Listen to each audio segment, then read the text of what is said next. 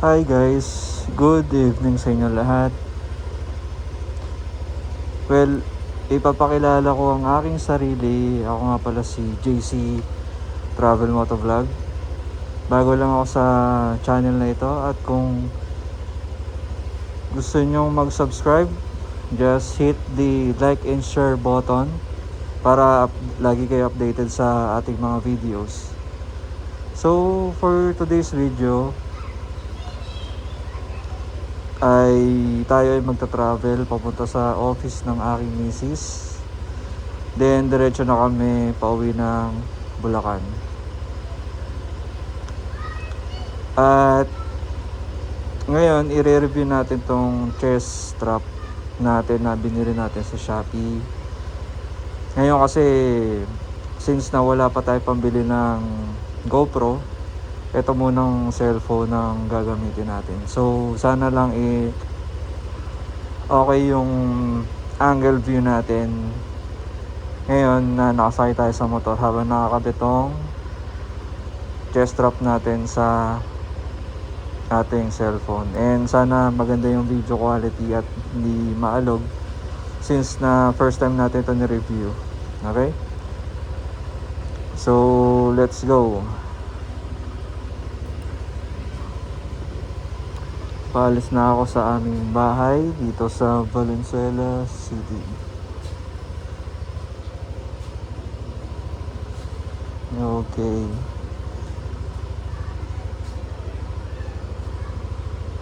Para nga pala sa mga nagtatanong or sa mga magtatanong pa lang, nakalimutan ko lang kung magkano tong chest strap natin pero mga 118 lang to, I think 180 to 135. So ngayon mabiyahe na tayo and God bless sa atin at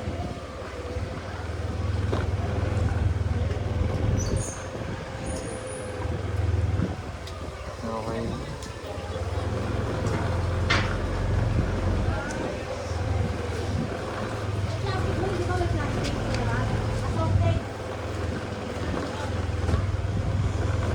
Sana lang ay hindi maalog. Maganda pa rin yung video quality. Ang inaalala ko lang kasi ngayon since na bago pa lang tayo sa pagbo-vlog, hindi ko alam kung maganda ba yung audio quality kapag nakasuot sa atin to. Tapos since na wala pa rin kasi tayong bike hanggang ngayon,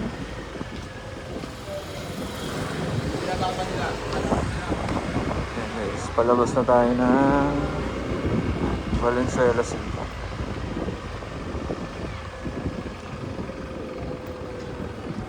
Dito kasi sa aming lugar na to, bali sa parents ko kasi yung bahay.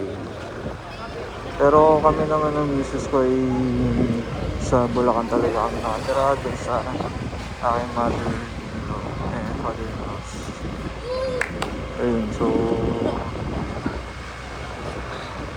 patry na natin kung maganda yung quality.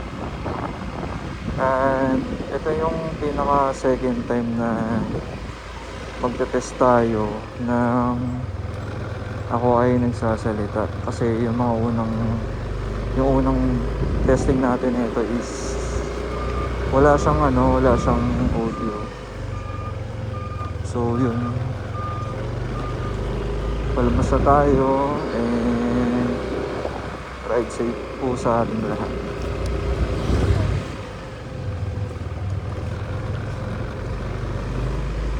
Okay.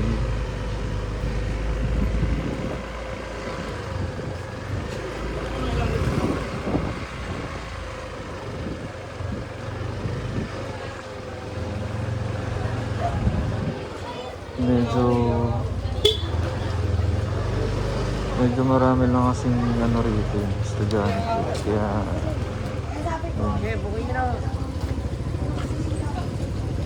kailangan doble na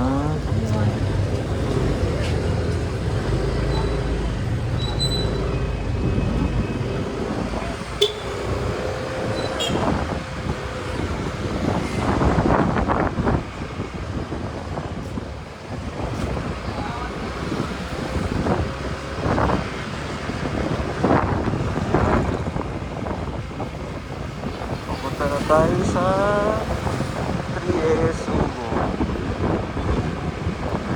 Hindi yung mga usually route ako kapag natin sundo ko ang aking business sa kanyang trabaho.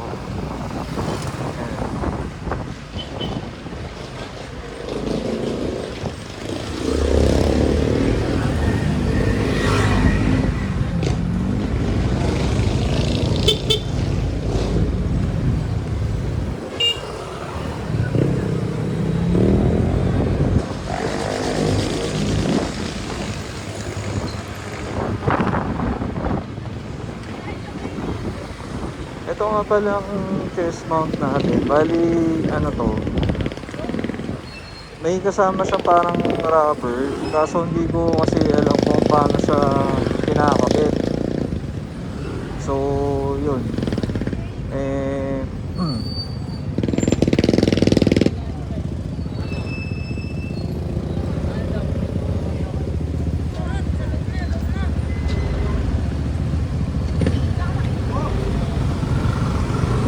Tayo magdadahan-dahan lamang kasi medyo masikip na dito ng ganitong oras. So yun,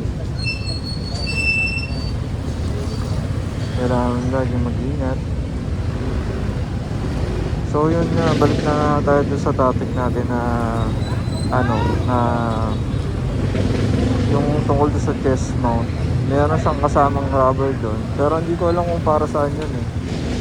Based kasi doon sa mga ibang vlogs na nakita ko, pampatibay siya ng kapit ng phone dun sa ang cellphone kasi natin usually di ba mabigat tapos may kasama pang casing yan. Kaya yun, sabi bumababa daw. Kaya yung iba nakita ko, nagpapalit sila na parang pinaka-support to sa ilalim galing sa ibang cameras para mas maging stable siya. So, tatry natin kung makakapagpaano tayo nun.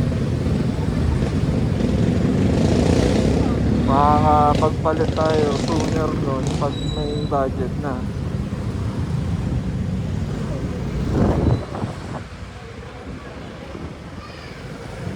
So, itong dinadaan natin guys, papuntang palabas na ng Paso de Blas. Ay, palabas na ng Ugo. Mga biyahe nito is mga sandali lang siguro. Wala pang 20 minutes. Depende sa traffic. Ngayon kasi yung oras na to, wala nang ganong sasakyan na dumadaan. Kasi nga, mag-aalas 8 na rin. Sa orasan natin is 7:12 PM. Ayun.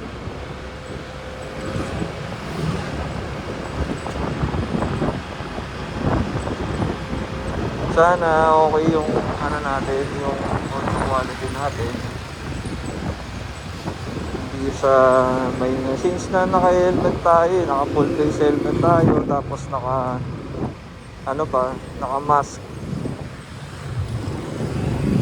Ko alam kung okay ba, kung goods ba yung audio quality kapag nakamas tayo.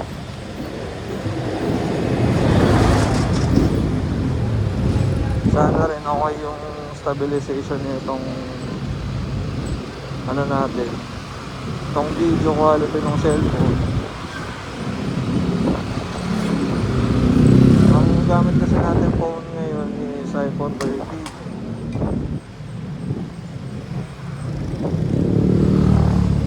Nung unang upload ko kasi ng video is hanggang doon lang ako sa amin. Sa may pagkakatanda ako sa may tindahan.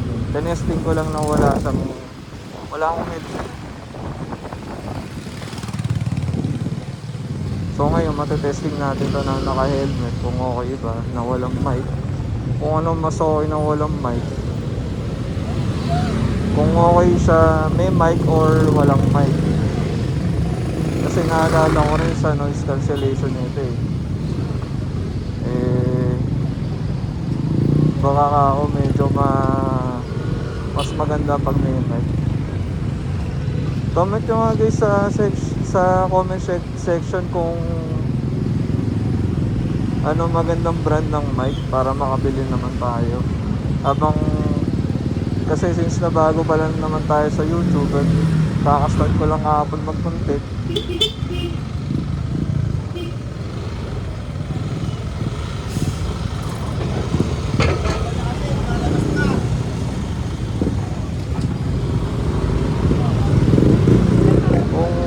Ayun guys, kung ano magandang brand ng mic. Kasi may mga nakita akong mic na kiniklip lang eh, tapos meron siyang ano dun sa ilalim, kung ano ba maganda.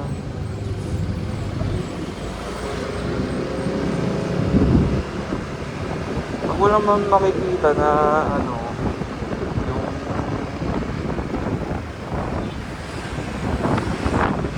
mic na maganda, pero siguro dapat tayo mag-invest na mas okay na mic. Pag bumabiyahe tayo guys, ayun nga, mas okay yung ano natin, diba? Mas okay yung audio quality natin, then hindi pangit yung voice tone ba.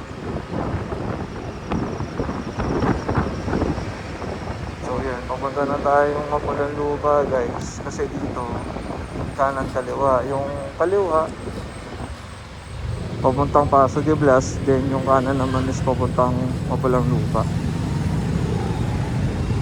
Hindi lang tayo dito.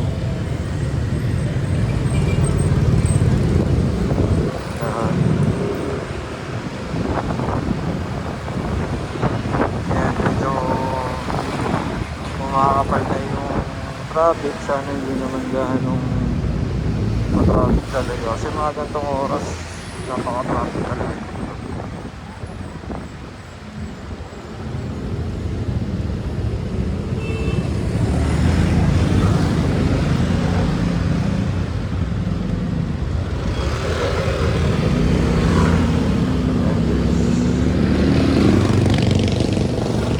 Makulitin muna tayo sa dali.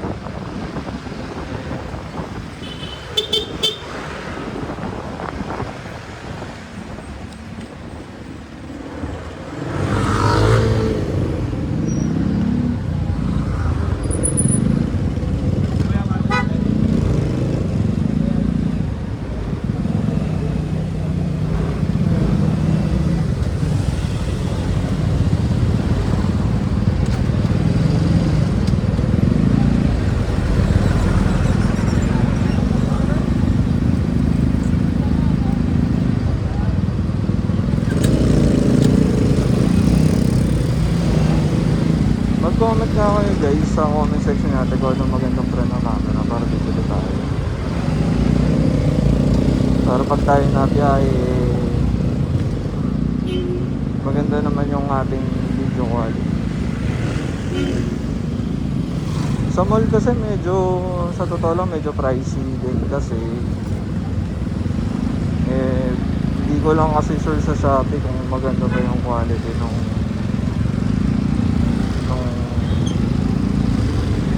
mga GoPro nila dun. Pero syempre bibilin natin yung original. Pero kung merong second hand naman, mas okay kung medyo maganda pa yung quality.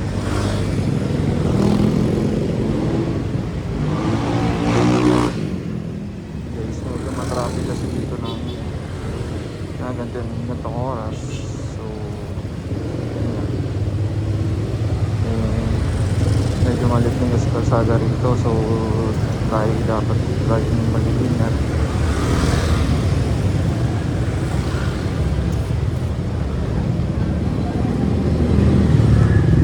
Pero ngayon kasi bala ko muna, may isang cellphone kasi ako dito na luma galing sa misis ko, so baka yun muna yung gawin kong second camera para makapag ano tayo, makita yung mukha natin habang tayo nabiyahe.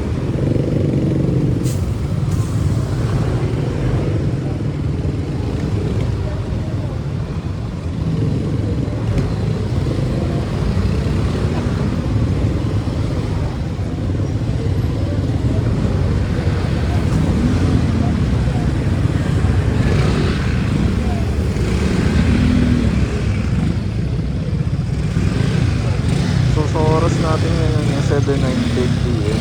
Mga 7:30 kasi pipick upin yung misis ko doon sa may pinaka-office niya yan. So dapat mga 7:25 nandun na tayo. Para 5 minutes makakababa na siya. And 3 hours pa naman tayo guys. So kaya pa din naman siguro na pauwi. Pero baka magpagas na rin ako para sure. Kasi hindi natin alam kung traffic pa papuntang Marilao ngayon. Pero sa service road naman na kami usually dumadaan.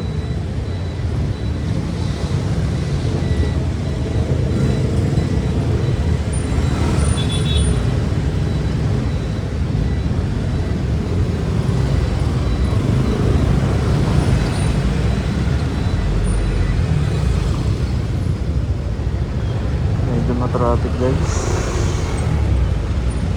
So matraffic.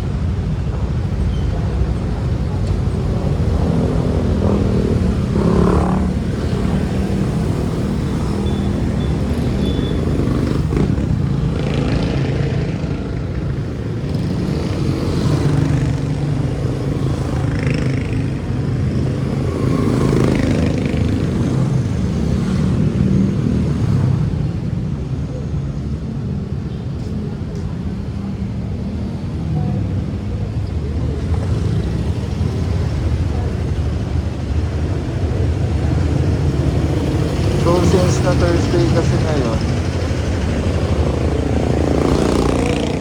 sana po natin na traffic talaga pagka Thursday lang na pagka Friday kasi labasan ng mga uwian ng mga empleyado sa mga probinsya, mga ganun. Eh, kailangan po natin talaga mag-ingat.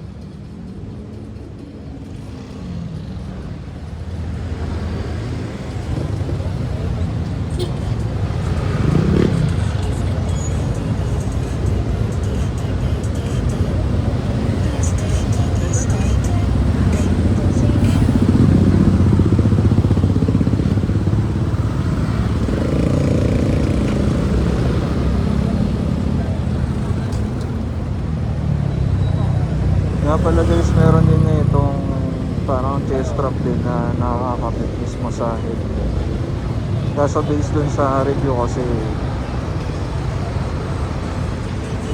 medyo risky pagka nasa helmet. Gawa nga ng pagka lumingon ka, siyempre yung hangin mapupunta dun sa ano, may sa pupunta sa kung saan naka-angle yung ulo mo, may chance na talagang hindi pa rin.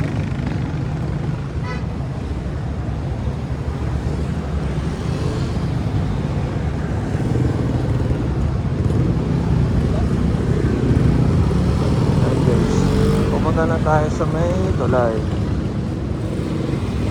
ng Paso de Blas. Diyan ako usually guys dumadaan kapag sinusundo ko yung misis ko. Ano kasi dyan, very convenient. Nakakadaan dyan, tricycle, bike, saka motor. 4 wheels hindi pwede. Basta yung dalawang nabanggit ko na yun lang talaga yung pwedeng dumaan dyan.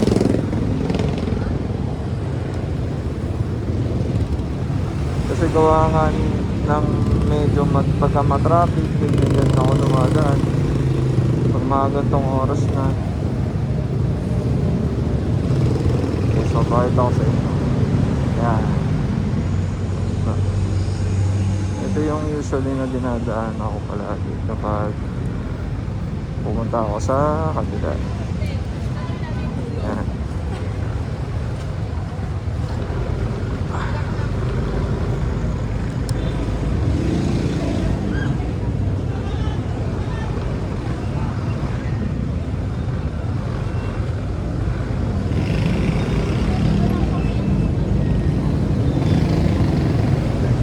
Yan, ito.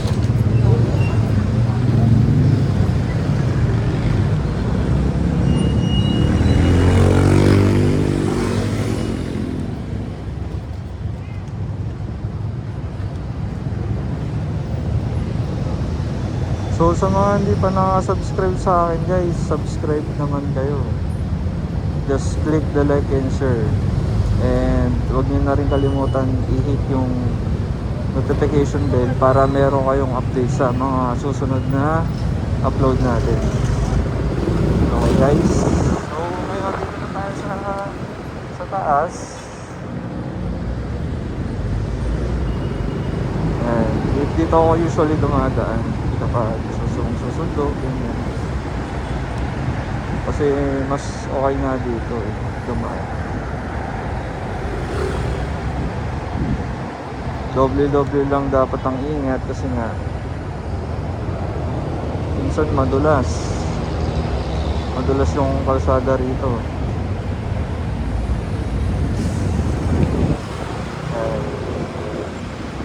Pero magpagas muna tayo guys, siguro kahit 100 lang para pagdating natin ng Bulacan okay pa rin kasi dito natin.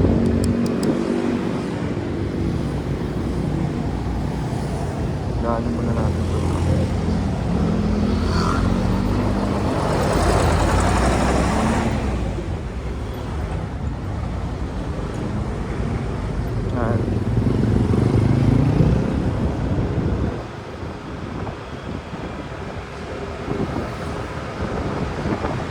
Malapit na tayo guys. Magpapagas muna ako dito sa line B. And dito na nga po pala natin muna tatapusin yung ating vlog. Stay tuned sa mga susunod na video ko. Okay. Ride safe. Ingat always. God bless.